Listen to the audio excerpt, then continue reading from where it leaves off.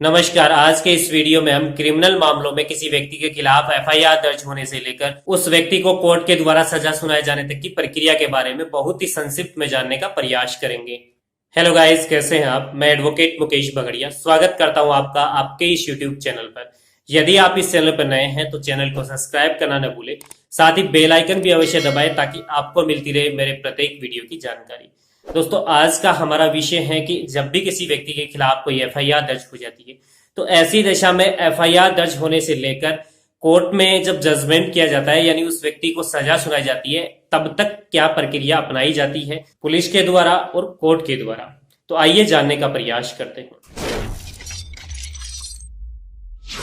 देखिए, जब कोई व्यक्ति संज्ञेय अपराध करता है यानी गंभीर प्रकृति का कोई अपराध करता है तो ऐसी दशा में उस व्यक्ति के खिलाफ उस अपराध को किए जाने के लिए एफआईआर दर्ज करवाई जा सकती है। एफआईआर दर्ज होने के बाद पुलिस द्वारा उस मामले में इन्वेस्टिगेशन किया जाता है और इन्वेस्टिगेशन के दौरान पुलिस द्वारा विक्टिम यानी आहत व्यक्ति और जो भी एक्यूज्ड होता है उसके भी बयान लिए जाते हैं, उससे पूछताछ की जाती है और उस घटना स्थल पर भी ले जाया जाता है जहां पर कोई घटना घटित हुई हो या फिर कोई अपराध हुआ हो, और वहां के जो आई विटनेसेस हैं उनके भी पुलिस द्वारा बयान लिए जाते हैं। ऐसे बयान पुलिस द्वारा सीआरपीसी की धारा 161 में लेखबद्ध किए जाते हैं। यदि पुलिस किसी मामले में इन्वेस्टिगेशन करने के बाद ये पाती है कि ऐसा मामला सही है तो ऐसी दशा में पुलिस उस मामले के संबंध में कोर्ट के समक्ष चार्जशीट पेश करती है। और यदि पुलिस ऐसा पाती है कि ऐसा मामला यानी जो भी एफआईआर दर्ज करवाई गई है ये झूठे तथ्यों के आधार पर दर्ज करवाई है तो ऐसी दशा में पुलिस उस मामले के संबंध में कोर्ट के समक्ष एफआईआर लगाकर यानी पुलिस उस मामले में क्लोजर रिपोर्ट पेश करती है। पुलिस जैसे ही किसी मामले में क्लोजर रिपोर्ट पेश करती है तो ऐसी दशा में वह मामला वहीं समाप्त हो जाता है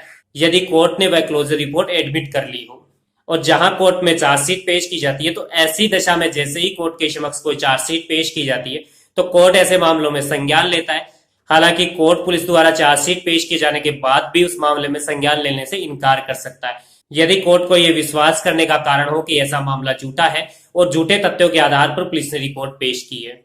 जैसे ही कोर्ट किसी मामले में संज्ञान ले लेती है तो ऐसी दशा में चार्ज बहस होती है, यानी कि जो पुलिस अधिकारी चार्जशीट में जो धारा लगाकर अभियुक्त के खिलाफ लेकर आता है उन धाराओं के ऊपर कोर्ट के अंदर बहस होती है और कोर्ट को एक्यूज्ड का वकील ये बताने का प्रयास करता है कि अभियुक्त पर ऐसी धारा नहीं बनती है। जैसे ही कोर्ट में चार्ज फ्रेमिंग हो जाती है तो उसके बाद प्रोसिक्यूशन अपने विटनेस पेश करता है। प्रोसिक्यूशन की तरफ से सबसे पहले जो विक्टिम व्यक्ति होता है वह गवाह के रूप में पेश होता है। बाकी के गवाह विक्टिम यानी आहत व्यक्ति के बाद आते हैं। प्रोसिक्यूशन की तरफ से गवाह के रूप में वे व्यक्ति पेश होते हैं जिनसे पुलिस ने बयान लिए हैं, यानी वे व्यक्ति जिनके पुलिस ने धारा 161 के बयान लेखबद्ध किए हैं।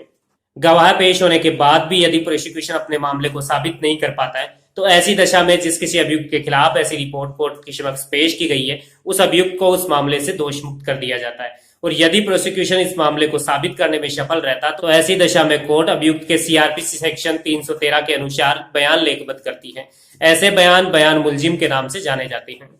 बयान मुलजिम का उद्देश्य अभियुक्त के हितों की रक्षा करना होता है। जब भी कोर्ट किसी अभियुक्त के बयान मुलजिम लेता है और ऐसी दशा में जब अभियुक्त से कोर्ट कुछ प्रश्न पुटअप करता है और उनमें से किसी एक प्रश्न के उत्तर में अभियुक्त ये कहता है कि वह जुर्म स्वीकार करता है तो ऐसी दशा में कोर्ट द्वारा आगे की कार्यवाही रोक दी जाती है और कोर्ट अपने विवेक से ऐसे व्यक्ति को दोषित कर देता है। लेकिन जहां पर ऐसे अभियुक्त ने कोर्ट के समक्ष साक्ष्य सफाई पेश करने का अवसर चाहा हो, यानी कि कोर्ट के समक्ष अभियुक्त ये कहता हो कि वह उस मामले में अनुवीक्षा चाहता है, कार्यवाही चाहता है, तो ऐसी दशा में अब अभियुक्त की तरफ से साक्ष्य पेश किया जाता है। अभियुक्त जो भी कोर्ट के समक्ष साक्ष्य पेश करता है, ऐसे साक्ष्य पेश किए जाने के बाद यदि कोर्ट ये तय करता है कि ऐसा मामला झूठा था, अभियुक्त के खिलाफ ऐसा मामला नहीं बनता, तो भी कोर्ट ऐसे मामले में अभियुक्त को दोष मुक्त कर सकता है। लेकिन जहां पर कोर्ट अभियुक्त को दोष मुक्त नहीं करता है तो ऐसी दशा में कोर्ट आर्ग्यूमेंट के लिए कहता है। ऐसी दशा में दोनों पक्षकार आर्ग्यूमेंट करते हैं। आर्ग्यूमेंट में प्रोसिक्यूशन का वकील मामले को साबित करने की कोशिश करता है, वहीं अभियुक्त का वकील मामले को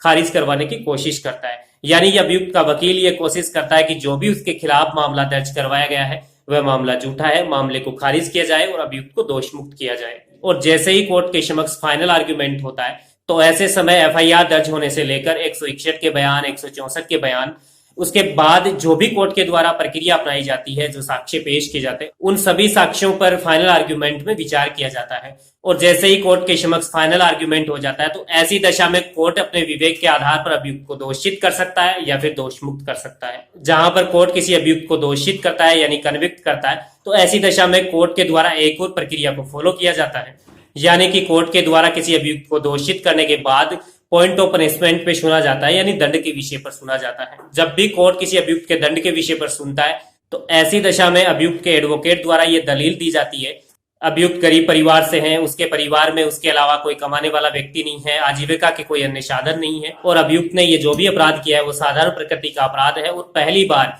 अभियुक्त ने ऐसा अपराध किया है, अभियुक्त के खिलाफ पूर्व में कोई दोषिति नहीं है। तो ऐसी दशा में कोर्ट अभियुक्त को प्रोबेशन ऑफेंडर एक्ट यानी आपराधिक परिवीक्षा अधिनियम 1958 का लाभ दे सकता है। जब भी कोर्ट किसी अभियुक्त को प्रोबेशन ऑफेंडर एक्ट 1958 का लाभ देता है तो ऐसी दशा में कोर्ट उस अभियुक्त को बिना किसी सजा के कोर्ट उस मामले में दोष मुक्त कर देता है।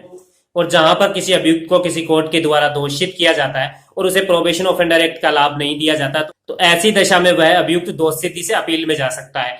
और अभियुक्त का यह अपीलीय अधिकार सुप्रीम कोर्ट तक बना रहता है। यानी कि जब भी किसी लोअर कोर्ट के द्वारा किसी अभियुक्त को दोषित किया जाता है तो ऐसी दशा में वह उसके सुपीरियर कोर्ट यानी अपीलीय कोर्ट में अपील करने का अधिकार रखता है और वह अपील में उस मामले के संबंध में जा सकता है, जहां पर उसे उस मामले में अपीलीय कोर्ट द्वारा दोष मुक्त भी किया जा सकता है और प्रोबेशन का लाभ भी दिया जा सकता है। इसके साथ साथ हम यह भी जान लेते हैं कि जब भी किसी व्यक्ति के खिलाफ कोई एफआईआर दर्ज होती है, यदि उसके खिलाफ किसी जमानती अपराध के संबंध में कोई एफआईआर दर्ज हुई है तो उसे पुलिस थाने के बारशादक अधिकारी द्वारा पुलिस थाने में ही जमानत पर छोड़ दिया जाता है। लेकिन जहां कोई एफआईआर अजमानती अपराध यानी नॉन बेलेबल अपराध की दशा में दर्ज हुई है तो ऐसी दशा में अभियुक्त को गिरफ्तार किया जाता है और उसे गिरफ्तार करने के बाद 24 घंटे के अंदर अंदर कोर्ट में पेश किया जाता है, जहां पर वह जमानत की अर्जी कोर्ट के समक्ष लगा सकता है। तो आज के इस वीडियो में हमने बहुत ही संक्षिप्त में एफआईआर दर्ज होने से लेकर सजा सुनाए जाने तक की संपूर्ण प्रक्रिया के बारे में जाना है। उम्मीद करता हूं आज का ये वीडियो आपको पसंद आया होगा और आपसे मेरा ये निवेदन है कि आप इस वीडियो को ऐसे लोगों तक भी पहुंचाएं जिन्हें कानून की जानकारी की आवश्यकता है। धन्यवाद।